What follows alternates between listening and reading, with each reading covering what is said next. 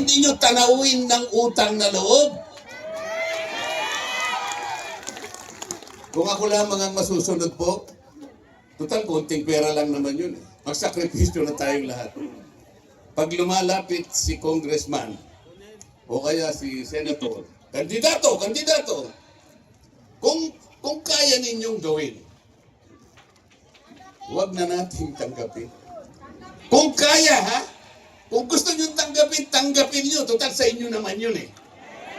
Pero huwag kayong magpapasalamat sa kanila dahil pera ninyo yan. Hindi nila pera yan. Hindi galing sa bulsa nila yan. Ngunit kung kaya ninyong huwag tanggapin. Halimbawa, Ma'am, halimbawa, inaabot niya sa'yo. Sinabi ni Ma'am, kung sa'yo na lang yan, hindi mo kayang bilhin ang aking dignity. Alam po ninyo? Yes! Parang sampal sa mga mukha nila yun. Tama! Sapagkat nang inimpeach ang Vice President, hindi ka man lang nilapitan. Bakit? Gusto mo bang i-impeach ang Vice President? Ayaw mo. Pero siya gusto niya. Sapagkat alam na ninyo, magkano ba ang dahilan? Magkano?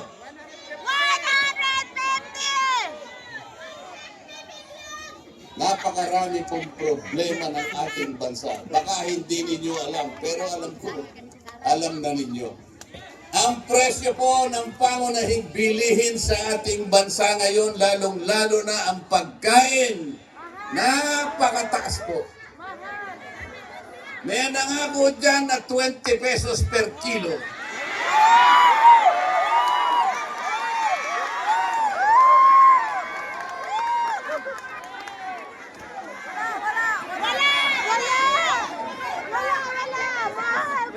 Uy, pabalik-balik na yung mga senador nila. Yung iba 2 beses nang bumalik sa Senado. Yung iba 3 beses. Yung iba 4 na beses nang bumalik sa Senado. Bakit ganito ang kalagayan ng bansa? Pagkatapos, haharap na naman sila sa iyo. Anong katwiran? Anong katwiran? Anong gagawin mo? Pang-4 mo nang balik ito? Uy, nahimo! Alam po ninyong ang kalagayan ng Pilipino ngayon? 63% ng ating mamamayan ang nagsabi, mahirap po kami. Tama. 63%. Ang katumbas po nun, 87 million Filipinos. Bakit po nangyari? Ito ang pinakamataas na pagsasabi na sila'y mahirap in 21 years. Pagkatapos, haharap na naman sila sa inyo. Haharap na naman sila sa inyo.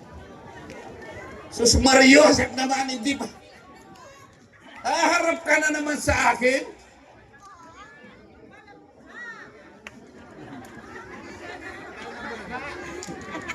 Talaga kung gano'n ang... Anong gagawin? Anong gagawin nila? Alin na makapal? Makapal ang mukha! Ang kuryente sa bansang ito ay pinakamataas sa buong Asya.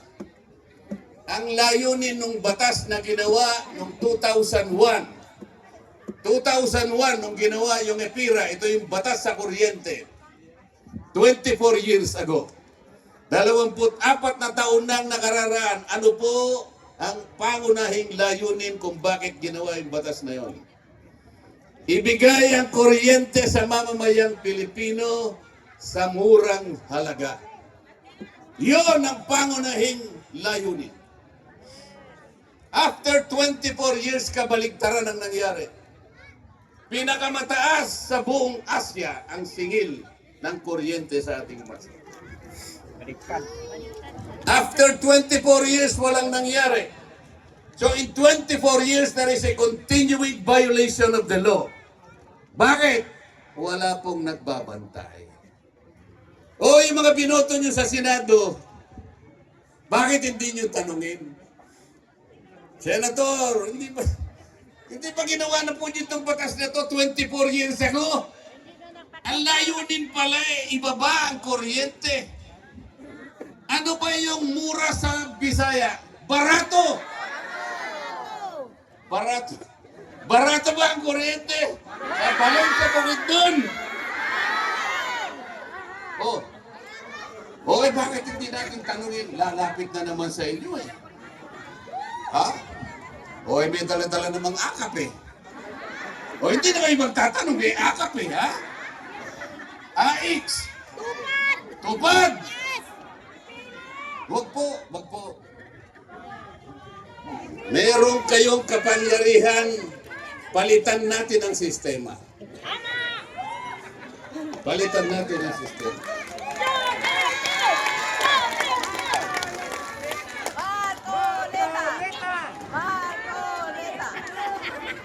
Alam po ninyo, nung ako'y inimbita ng isang asosasyon, kung tawagin ay Filipino Inventor Society. Marami na po ako napuntahan ng mga organisasyon. Marami na po. Pati po yung organisasyon ng mga midwives, yung mga hilot.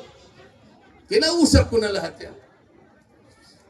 Ang hindi ko na lang nakausap ay yung asosasyon ng mga punerarya. Pero kung iimbitahan nila ako, pupunta ako, pero pasasama ako kay Pastor Dan. Bakit ko po binanggit yung asosasyon ng Filipino Inventor Society? Kasi po, ang dami pa lang na-invento. Sila pa lang naka-invento ng karaoke. Sila pa lang naka-invento ng yoyo. Sila rin ang naka-invento ng bamboo incubator. Yung unsinkable portable boat, sila naka-invento. Yung 3-in-1 jeepney. Pati yung banana ketchup. Pilipino pala naka-invento. Napakarami. Alam po ninyo kung nakalimutan nila na imbentuhin? Tinanong ko sila eh. Para hindi na ako nahihirapan ng mga kababayan natin tuwing eleksyon para piliin kung sino yung karapat-dapat. Kagaya ngayon, sa Senado, 65 ang kandidato, nag-withdraw na yung 3, 62 pa rin. Mahihirapan kayo ngayon, ang dami. Pero sabi ko sa kanila, kung naka-invento sana kayo ng aparato, parang yung scanner, yung pag pumupunta ka sa airport, dadaan ka doon. Pagka tumunog yun, teka, balik. Sabi mo ano eh. Di pwede, balik. Kakapkapang ka lahat, di ba? Naka-invento ka sana ng aparato na kagaya doon. Padadaanin mo lahat ang mga kandidatong senador dyan sa aparato na yan. O ano sa palagay nyo? Yung aparato na yan, re-rejectin niya yung hindi qualified. Yun ang gusto kong aparato. Para wala ng problema. Pagdaan ng mga senador ng administrasyon, ilan kaya ang marireject? Ilan po? Ilan? Lahat, sabi niya. Hindi ba madali ang trabaho natin? Yung aparato na yun, ilagay natin sa tapat ng COMELEC. Dumaan lahat doon. Palagay ko, pagka kaming lahat ay dumaan doon, ang makadadaan lamang doon, yung kandidato ng PDP laban. Yung iba reject. Di tapos ang laban.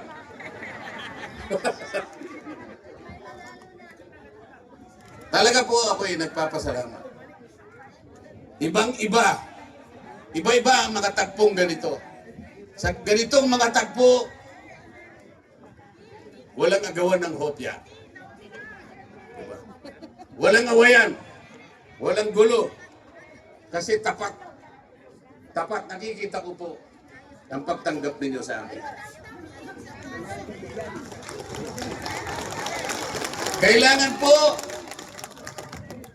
Kailangan po magpasya tayong lahat.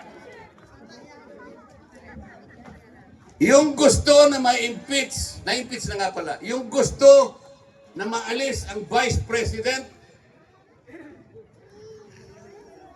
iboto ninyo yung administration candidate.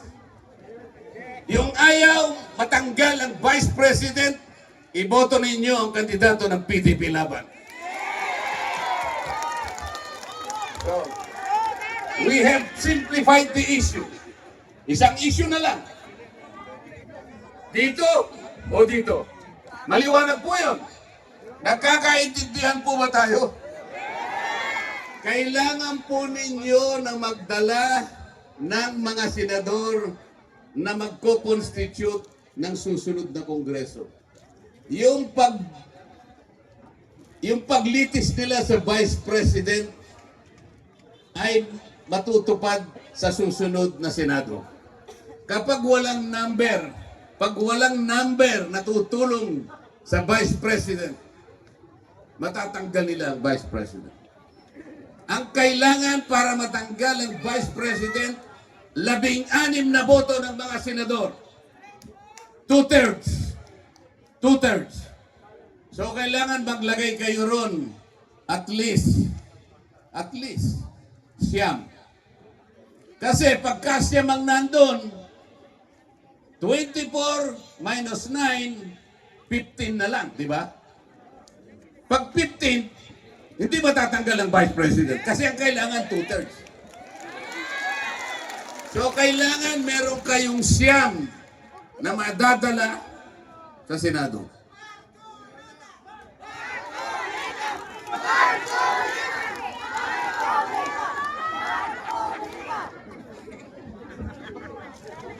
Mahirap po bang gawin yun? Mahirap po bang gawin na magdala tayo ng at least 9 senators that will defend the Vice President? Palagay ko nga po. Nasa atin lang po yun. Nasa atin lang po yun. Kahit gaanong pera ang ibigay nila sa inyo, tandaan po ninyo ito. Pasasayahin lamang nila kayo ng isang araw. Isang araw, Diyos ko naman. Isang araw.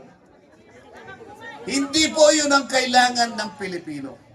Ang kailangan ng Pilipino, i-provide natin ang mga kondisyon para lumago ang kabuhayang pambansa. Magkaroon ng mga paggawa, mga negosyong tatayo sa ating bansa. Para dumami ang trabaho, dumami ang pagkakakitaan ng tao. Yun ang gusto ng Pilipino. Ayaw ng Pilipino ng ayuda. Ang ayuda ay pwede lang pagka-krisis. Nasunugan, nabaha, binagyo, kailangan mong tulungan. Yan ang essence of brotherhood. Pero hindi sa normal na panahon. Hindi yung tuwing eleksyon meron kang ayuda, hindi po yun. Huwag po ninyong ipagbili ang inyong kinabukasan. Huwag ninyong ipagbili ang dignidad at karangalan ng Pilipino. Ang Pilipino, kahit mahirap ang buhay niya, gusto pa rin niya pagdating ng tamang panahon, makahulagpos siya doon sa tali ng kahirapan.